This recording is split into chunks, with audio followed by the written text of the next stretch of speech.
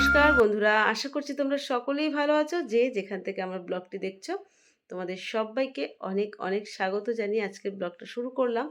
আজকে নীল ষষ্ঠীর ব্রত। তো সবাই তোমরা নিশ্চয়ই নীল ষষ্ঠীর ব্রত পালন করছো। তো আমিও পালন করছি, আর বাড়িতে আমি নীল ষষ্ঠীর ব্রত পুজো কীভাবে করি সেটাই তোমাদের সঙ্গে শেয়ার করব। যদি ভিডিওর কোনো অংশ তোমাদের ভালো লেগে থাকে তো একটা লাইক করে আমাকে উৎসাহিত করতে পারো। কমেন্টে কিন্তু হর হর মহাদেব লিখতে একদম ভুলো না। এই কলকেটা দেখছো, এটা কিন্তু ছেলে তারকেশ্বর থেকে নিয়ে এসেছিল। তো আমি কিন্তু এখন পঞ্চামৃতটা বানিয়ে নেবো। আগের থেকেই আমি কাঁচা দুধ আর গঙ্গার জল দিয়ে রেখেছি, ডাবের জলটাও দিয়ে দিলাম। পঞ্চশস্য এখানে আছে, তার আগে দিয়ে দিলাম সিদ্ধি আর পঞ্চশস্য দিয়ে দিলাম, তারপরেই দিয়ে দিচ্ছি আমি এখানে লাল চন্দন।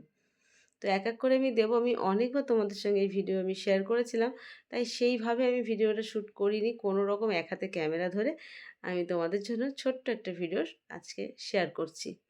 তো দিয়ে দিলাম কর্পূর, তার আগে দিয়েছি গুড়, আর বেলপাতার মধ্যে কিন্তু আমি ঘিটা দিয়েছি, কারণ ঘিটা জমেছিল সেই কারণে। দিয়ে দিচ্ছি আগরু, বাবা গায়ে দিয়ে দিলাম। আর পান পাতাটা দিয়ে দিচ্ছি, পানের মধ্যে আছে একটা পদ্মের বীজ, সুপারি, একটা কাঁচা টাকা।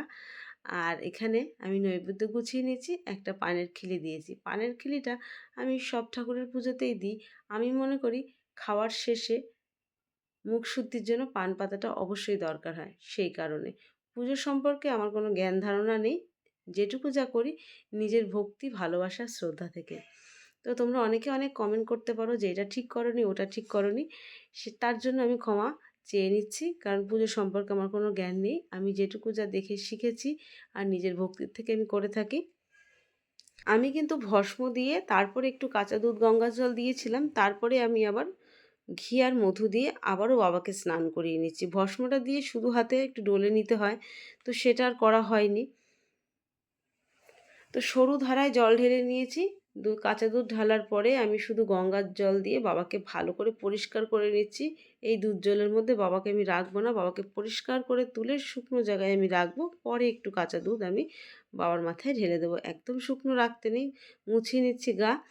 আর এই যে যে কাঁচা দুধটা দেখছো, সেটা কিন্তু আমি তুলে রেখে দেবো। তো আমি এখন এই পাত্রে একটা ওং লিখে নিচ্ছি। এই ওঙের উপরেই কিন্তু আমি একটু পুজো করে বাবাকে এখানে স্থাপন করব।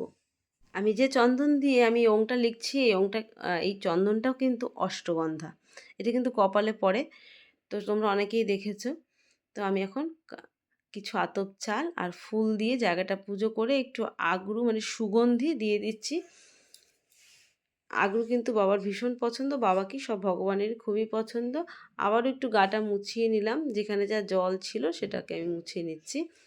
তো এখন একটু চ্যামেলির তেল দিয়ে বাবাকে ভালো করে ডলে দেবো। তো এর মধ্যে ঘি মধু যাই পড়ুক না কেন আটকে থাকবে না, দুধ ঢালার সঙ্গে সঙ্গে না উঠে যায়, পরিষ্কার হয়ে যায়। আর বাবা পাথরটা কিন্তু খুব চকচক করে, সেই কারণে আমি চ্যামেলির তেলটা দিই, তাতে বেশ চকচক লাগে। আর পাথর যত চকচক করবে ততই কিন্তু শুভ। এখানে এই ফুলটা গুছিয়ে নিচ্ছি, বাবার সবই পছন্দের ফুল এখানে। তো আমি প্রথমে পইতে পরিয়ে দিয়েছি, তারপরে দিয়ে দিয়েছি বাবার পছন্দের সাদা আকন্দ। অনেকে লাল আকন্দ পরায়, তো যেটা বাজার থেকে এসেছে আমি সেটাই দিলাম। আর এখানে এখন আমি চন্দন সহযোগে সমস্ত ফুল আমি বাবার ফুল বেলপাতা বাবার চরণে মাথায় আমি এখানে অর্পণ করব। তো আমি এক একটা বেলপাতা যখনই দেব তখনই আমি আমার সন্তানদের নাম, নীল ষষ্ঠী সন্তানদের নামে পুজো করে সন্তানদের নাম বলে বলে আমি কিন্তু বাবার মাথায় বেলপাতা দিচ্ছি। আর এই যে ধুতরার কাঁটা, এটা বাবার মাথায় স্পর্শ করে চরণে রেখে দিতে হয়। তো এখন দিয়ে দিচ্ছি বাবার পছন্দের নীলকণ্ঠ। আজকে কিন্তু নীল ষষ্ঠী, তো নীল ফুল অবশ্যই দরকার হয়। আর এই যে অষ্টগন্ধাটা আমি গুলিয়ে নিয়েছিলাম শুধু জল দিয়ে, এটাই আমি 3টে আমি টিকা দিয়ে দিয়েছি বাবাকে। আমি কিন্তু বাবাকে আসন থেকে নামিয়ে নিচে নামিয়ে আমি কিন্তু পুজোটা করে নিচ্ছি। তারপরে আমি বাবাকে বাবার জায়গা মতন আবার আমি স্থাপন করে দেবো, কারণ আমার ওই আসনের কাছে আমার এইভাবে পুজো দেওয়ার কোনো সুযোগ সুবিধা নেই। এই নিচে বসে তবে আমি পুজোটা করে নিচ্ছি। তো আমি বাবাকে শুকনো রাখবো না, তোমাদের প্রথমেই বলেছিলাম। তো এখন আমি অল্প করে একটু কাঁচা দুধ গঙ্গার জল আবারও দিয়ে দিলাম নন্দী মহারাজ আর বাবার মাথায়। আর যতটুকু আছে কাঁচা দুধ গঙ্গা জল, এটা কিন্তু আমি মন্দিরে নিয়ে যাব আর আমি যেহেতু কোনো মন্ত্র জানি না, সেই কারণে আমি যখন বাবার মাথায় দুধ গঙ্গার জল ঢালি তখন মৃত্যুঞ্জয় মন্ত্র, আমি যেটা বাংলা মুখস্থ আছে আমার, সেটাই আমি বলি। ওং ত্রয়ম্বকম যজামহে সুগন্ধিম পুষ্টিবর্ধনং উর্বারুকবিধি বন্দনা মৃত্যুর্মুক্ষী মমামৃতম। চরণে ভুল ত্রুটি আমাকে তোমরা ক্ষমা করে দিও। তো এই যে বাবার যে স্নানের জলটা, এটা কিন্তু আমি ছাদে নিয়ে যাবো, আমার আকন্দ বেলপাতা গাছে আমি দেব। আর ধূপদীপ এই নিচে জ্বলছে, আর বাবাকে কিন্তু আমি বাবার স্থানে বসিয়ে দিয়েছি। সমস্ত কিছু একদম পরিপাটি করে গোছানো আছে। তো তোমরাই বলো এইটুকু জায়গার মধ্যে আমি কি করে বাবাকে পুজো করব। তো আবারও একবার বাবাকে কিন্তু আগ্রহ দিয়ে দিচ্ছি, শুধু বাবাকে না, এখানে যত ভগবান আছে আমার সবাইকে। তো আমার এই আসনটা আজকে গন্ধে মানে সুগন্ধ হয়ে যাবে। আর আমি প্রত্যেক দিনই এটা দিয়ে থাকি, এটা আজকে নতুন না।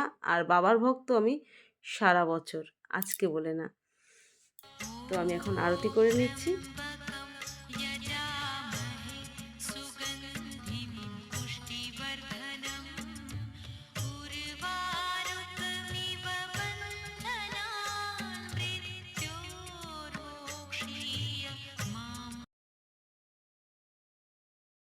আরতি পর্ব কিন্তু আমার এখনও সমাপ্ত হয়নি। সবশেষে কর্পূর আর লংটা আমি জ্বালিয়ে দেবো। তার আগে আমি শিবব্রতটা পাঠ করে নেবো। আমার এখানে যে যে ভগবান আছে সব ভগবানের কিন্তু আমি পাঁচালি সংগ্রহ করে রেখেছি। আমার সেটা প্রত্যেকটা মানে যখন যে ঠাকুরের পুজো থাকে, বিশেষ পুজো, তখন সেই ঠাকুরের আমি আমি পাঁচালি পাঠ করে থাকি। লক্ষ্মীর পাঁচালি তো প্রত্যেক সপ্তাহে। তো আমি এখন ব্রত কথাটা পাঠ করে নেব। তো বন্ধুরা, পুজো পাঠ আমার এখানেই সমাপ্ত। আজকে আমি ভীষণ ব্যস্ত। ঘরের পুজোটা কোনো রকম সেরেছি, এরপরে আসবে চড়ক পাঠ বাড়িতে, তারপরে যাব মন্দিরে। সব মিলিয়ে আজকের দিনটা আমার এইভাবেই কেটে যাবে। আজকের ভিডিওর কোনো অংশ ভালো লেগে থাকলে কমেন্টে কিন্তু হর হর মহাদেব লিখতে একদম ভুলো না। আজকের দিনে আমার ভোলা মহেশ্বরের কাছে একটাই চাওয়া, সকলের সন্তানের সুস্থতা কামনা করি। তোমরা সবাই ভালো থেকো, সুস্থ থেকো। হর হর মহাদেব।